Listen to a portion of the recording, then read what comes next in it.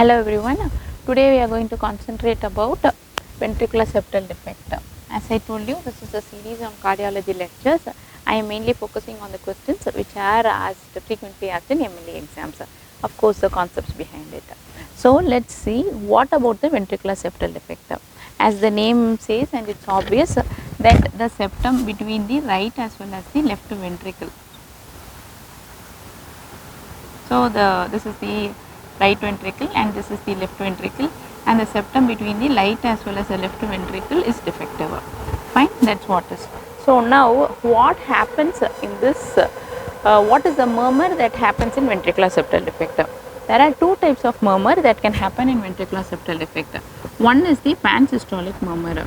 Pansystolic murmur is heard at the left sternal border.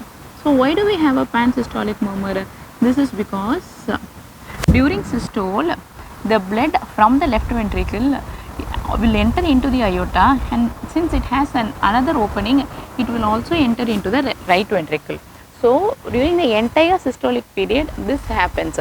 Therefore, pansystolic murmur is seen in the ventricular septal defect. What is the second murmur? We even have a diastolic murmur, which is heard in the mitral area.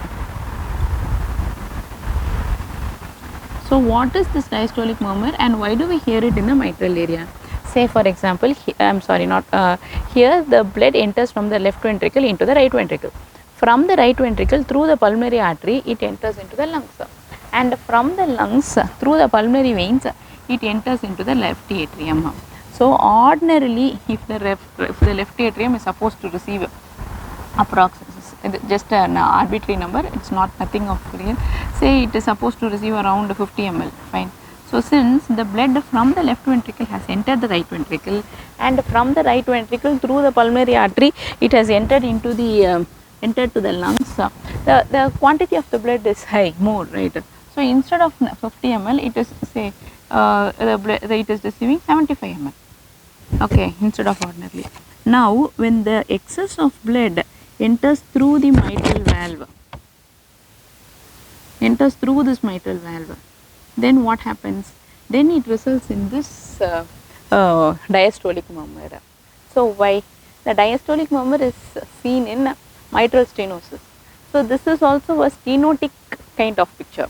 But here what happens in mitral stenosis? That quantity of blood is unable to enter through that valve because that valve is stenosed, right?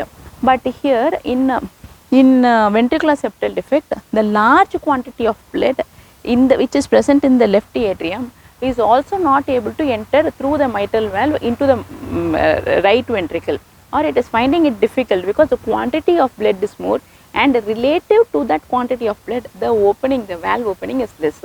So it is having a mitral stenosis like picture, like murmur in ventricular septal defect.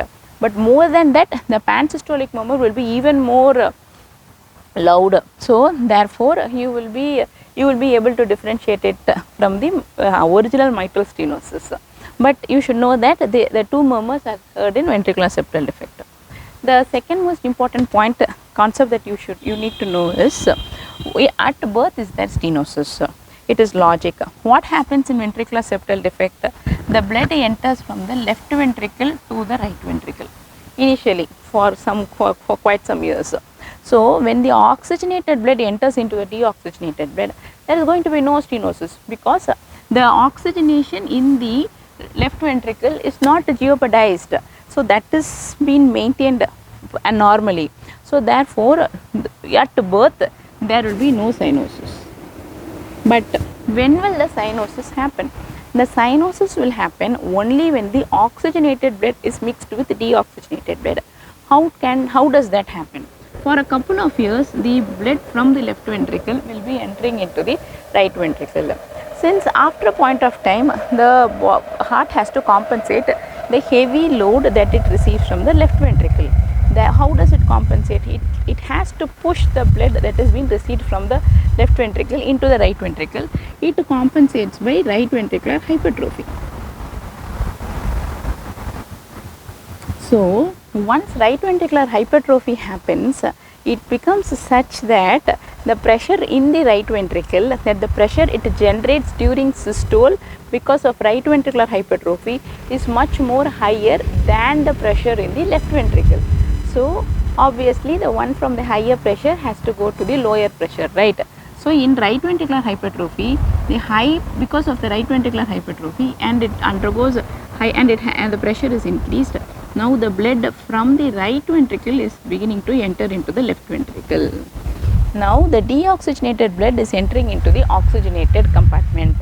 Only at that point the oxygenation is impaired, and it is going to result in cyanosis. So for this to happen, it will take around approximately 10 years. This shift of pressure due to the right ventricular hypertrophy is known as Usmle syndrome.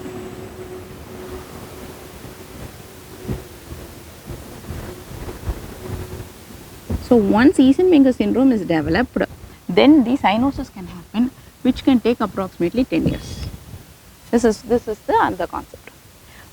If VSD is repaired, and this is the another question which is asked. If the ventricular septal defect is repaired, then what happens to the left ventricle? So now the Usmle has not developed. So this is a straightforward question from the ventricular septal defect. Now when the ventricular septal defect is repaired, what happens to the pressure in the left ventricle? The pressure in the left ventricle will obviously be increased because it is not giving its blood, or it's not pushing its blood into the right ventricle. So the pressure is obviously going to be increased. So here the pressure will be increased. What happens to the pressure in the right ventricle? The right ventricle is not receiving any blood from the left ventricle.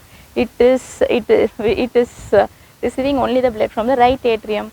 So the pressure is going to be decreased compared to what it was before. That's how the question is, okay? So the right ventricular pressure is decreased. What happens to the right atrial pressure?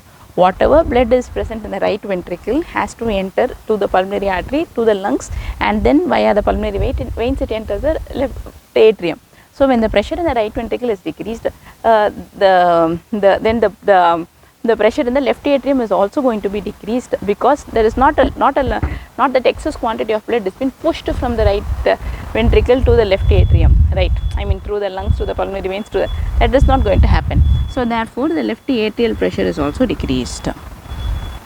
So this is what happens when the ventricular septal defect is repaired.